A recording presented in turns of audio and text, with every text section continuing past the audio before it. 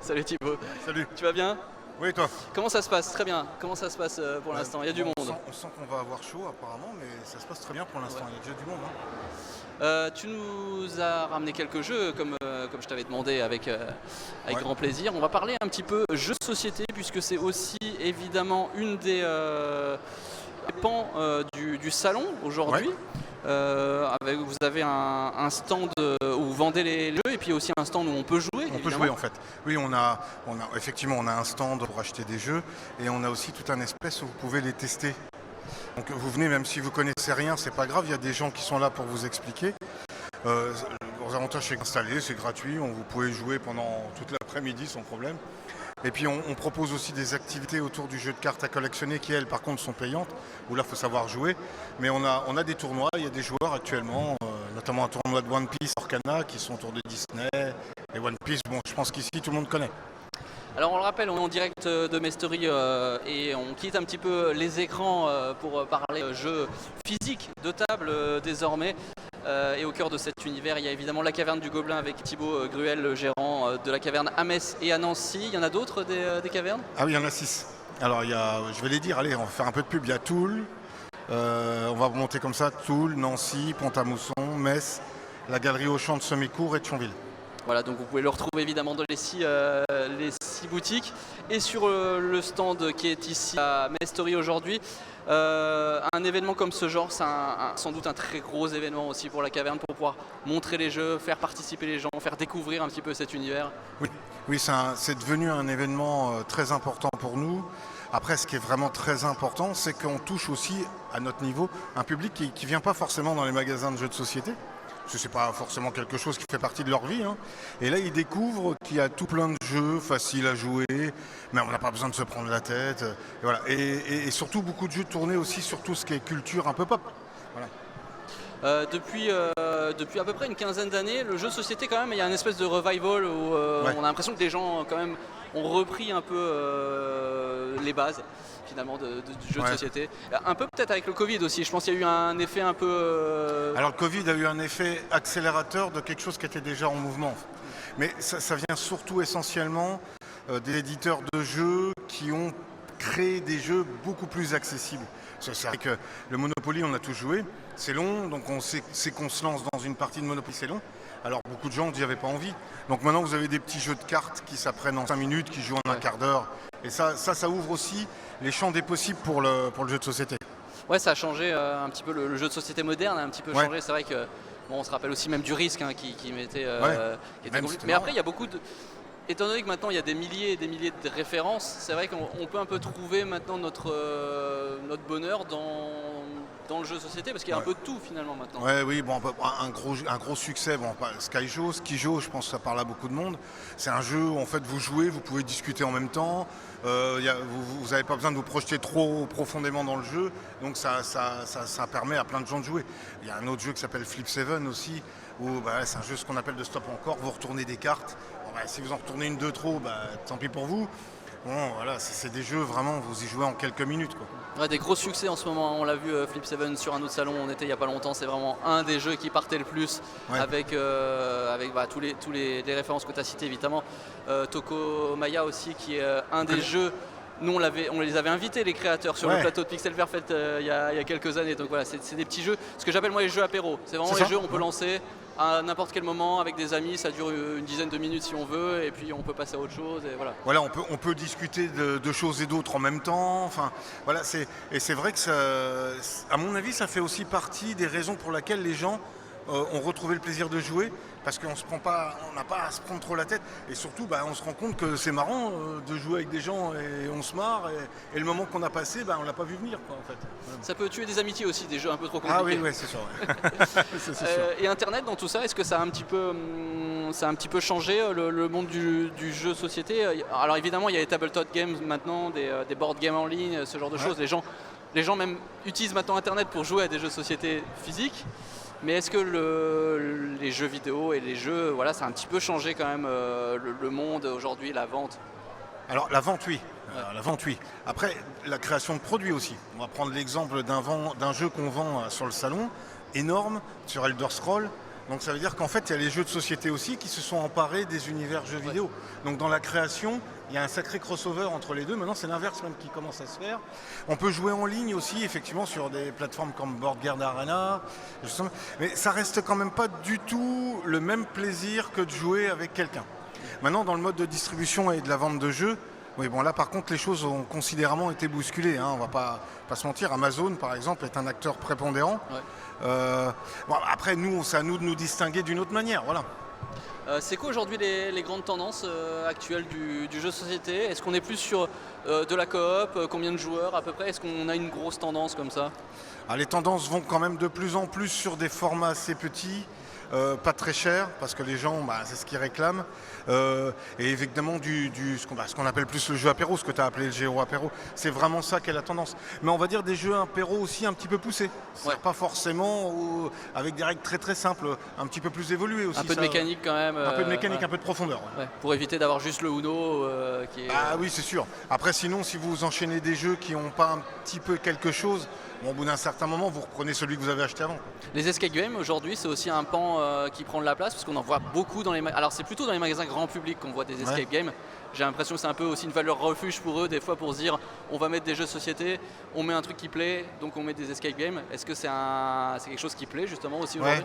Alors, ce qui marche beaucoup chez nous, c'est des jeux d'enquête. Ouais. Alors, il y a des escape games, hein, ça existe. Alors, on trouve vraiment ça dans les grandes surfaces. Dans grandes surfaces, je pense à 404 éditions ou des éditeurs qui font beaucoup en librairie aussi, qui font beaucoup d'escape. Nous, on en a un peu. Mais ce qui marche beaucoup chez nous, c'est plutôt des jeux d'enquête. C'est-à-dire qu'en fait, finalement, c'est pas tout à fait la même chose, mais on reprend les mêmes leviers quand même. Donc, il y a toute la série. Le nom ne revient pas là. C'est des trucs. Le nom ne revient pas comme ça. Mais c'est quelque chose qu'on vend beaucoup en ce moment. Et on en parlait aussi avec Julien Bardakov tout à l'heure sur les jeux de rôle aussi. On parlait du fait qu'on avait commencé, lui comme moi, on a commencé avec des jeux de rôle, peut-être même avant les jeux de société. Ça fonctionne aussi toujours bien aujourd'hui, où il y a un revival un peu de la scène là? Oui, il y a un revival aussi, ouais. C'est vrai, t'es bien renseigné. Hein. Mais oui, il y a un revival aussi sur le jeu de société parce que, alors je pense que les jeux vidéo y ont été pour quelque chose aussi. Ouais. Parce qu'il y a beaucoup de jeunes qui veulent faire du jeu de société et qui ont pour les repères tout ce qui a été jeu vidéo quoi, en fait, hein, parce que pour eux à la base c'est un roleplay, c'est le jeu vidéo. Ouais. Et après ils jouent au jeu de rôle d'une manière différente de nous. Je sais pas, toi si t'es un ancien, nous on est des anciens, on jouait, ça faisait des grandes campagnes, on gardait notre perso longtemps. Eux ils le conçoivent plus comme un jeu de société en fait, pour faire une soirée autour d'un jeu de rôle. Alors t'es venu pas tout seul, mais avec trois jeux. Est-ce que tu peux nous les présenter? On va commencer par Tokomaya, on en a parlé tout à l'heure justement. Tokomaya, donc voilà, moi je voulais le souligner parce que c'est une boîte thionvilloise, donc du coin, je me trouve j'arrive pas à retrouver la bonne voilà. Et donc c'est un jeu qui a été avec une boîte d'édition qui est également de la région, qui est assez facile à jouer. Le principe c'est de réaliser des brelans, vous tirez une carte. Alors, si vous ne pouvez pas faire de brelans, vous attendez, et une fois que vous pouvez en faire, vous les avez devant vous, vous gagnez des petits jetons, voilà. C'est facile à jouer, c'est une demi-heure max, et puis voilà, c'est surtout de la région. C'est pour ça que je voulais en faire un petit clin d'œil. C'est bien que vous les ayez invités, c'est très bien. Il nous a même fait, comme quoi c'est facile à jouer, c'est qu'on a sur une émission de 13 minutes, on a réussi à présenter les règles, à faire une petite partie comme ça à 3, donc c'est bien la preuve que ça marche. Voilà, c'est entre 2 et 6 joueurs, donc c'est pas pour les tout petits non plus parce qu'il y a un petit peu de calcul on va dire derrière, un petit peu de stratégie mais... Il y a un peu de stratégie, à quel moment je pose mon brelan pour récupérer le jeton de l'autre, tout ça, il y a cette petite stratégie là. Mais c'est quand même très accessible. Ouais, c'est un jeu de cartes un peu plus évolué en effet, ce que je disais tout à l'heure. Voilà. Après un jeu on va prendre un jeu qui va être tendance dans le coin. Bon après je voudrais pas faire trop cliché mais je pense que les sushis c'est... oui. Ça va très bien avec l'ambiance du salon. Alors, on est en train de mettre sur la table des petits... On a des petits maquis avec des couleurs en fait. Ils ont des couleurs différentes d'un côté ou de l'autre. En fait, je sais pas où tu veux qu'on les mette. Je vais montrer comme ça. Regardez. Hop. Voilà, et on joue avec ce matériel-là. Et l'idée, c'est un jeu de joueurs. Donc on va avoir des maquis qui vont être placés de chaque côté des joueurs. Donc, il y a un joueur qui voit une couleur, l'autre qui voit une autre. Et notre objectif, c'est d'avoir d'un côté 4 couleurs de maquis qui sont adjacents les uns avec les autres. Et donc chaque tour de jeu, soit on rajoute un maquis, soit on retourne un maquis, vous voyez, ce genre de truc. Et on a une action wasabi. L'action wasabi qu'on pose va nous permettre de retourner tous les maquis. Et quand un joueur a réussi à aligner 4 couleurs identiques de son thé, il a gagné. Voilà. Ok. Donc c'est facile en règle, mais finalement ça demande un peu de mémoire. Il y a un peu de stratégie. Parce que vous pouvez bouger les maquis et des choses comme ça. Donc ça s'appelle Maki-san. Maki-san. Et c'est un très beau matériel pour le prix qu'il a. Voilà, Donc, après, pareil. Maki-san, donc pour combien de joueurs 2 joueurs. 2 joueurs, donc c'est pour 2 joueurs. Voilà, ça, voilà. Moi, c'est quand je vais chercher des jeux, en général, j'ai du mal à trouver des jeux pour 2 joueurs. Beaucoup de jeux quand même, c'est 3 à plus. Ouais. J'ai un peu de mal à trouver des jeux juste pour 2 joueurs. C'est vrai que ça fait du bien aussi d'en trouver. On n'est pas forcément tout le temps tous avec des amis, on veut juste jouer des fois. Voilà, on a qu'un copain, Voilà. sa compagne, des choses comme ça. Alors après, c'est vrai que ça commence à se développer de plus en plus, parce que c'est une demande réelle. Bon, après, beaucoup de gens demandent un jeu qui joue à 2 et à plus, éventuellement, c'est ça. Mais il s'avère quand même que si vous cherchez du jeu apéro, du jeu rapide, ça joue quand même nombreux, sinon c'est pas drôle.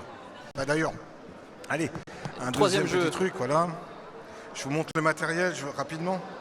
C'est un course de voiture. Voilà, vous aimez les voitures. On va avoir des petites voitures comme ça. Un jeu de petites voitures. Voilà, des petites voitures. Bon, le matériel est chouette. C'est un jeu coopératif. Tu parlais tout à l'heure de jeu coopératif. Où le principe du jeu, c'est qu'on va avoir une carte en main. On va avoir une carte. On a une ligne d'arrivée. C'est pas une course. C'est juste que on va devoir faire en sorte que la voiture arrive dans un ordre qui nous permette de gagner la partie.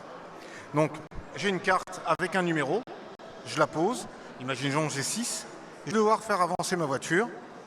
Et j'estime que 6, à peu près, c'est par là. Les autres joueurs ne savent pas que j'ai 6. Le joueur d'après va jouer sa carte et ainsi de suite. On va en jouer 5. On doit aller jusqu'à la ligne d'arrivée. Et ensuite, on va dévoiler nos cartes. On fait la somme et ça se retrouve dans l'ordre. C'est-à-dire celui qui est le plus avancé doit être la somme la plus élevée, et ainsi de suite. Donc c'est un jeu aussi à communication. Mais bon, voilà, il va falloir essayer de deviner ce que font les autres, tout ça. Donc c'est assez marrant, parce que souvent, quand on révèle, on n'est pas du tout dans le coup. Et ensuite, il y a des petites options. On va devoir faire avancer la voiture à coups de pichenette, en soufflant dessus, des choses. Bon, ça, c'est un jeu qui est très tendance en ce moment. Ouais. Et avec aussi un beau matériel, on le voit, c'est en bois. Ça fait un peu comme les petits chevaux à l'époque. Ouais, c'est assez sympa comme matériel. Oui, les cartes sont assez jolies. Ouais, bon, je ne suis pas rentré dans le détail des règles, mais après, il y a des obstacles à éviter, enfin, ce genre de trucs. Il y a un petit design rétro qui est assez sympa. Ok, bah ces trois jeux là, hop là, on va pas vous les faire gagner, mais on vous invite à les. Allez, on aurait pu. Ouais. Ah bah écoute, si tu veux les faire gagner pendant le week-end.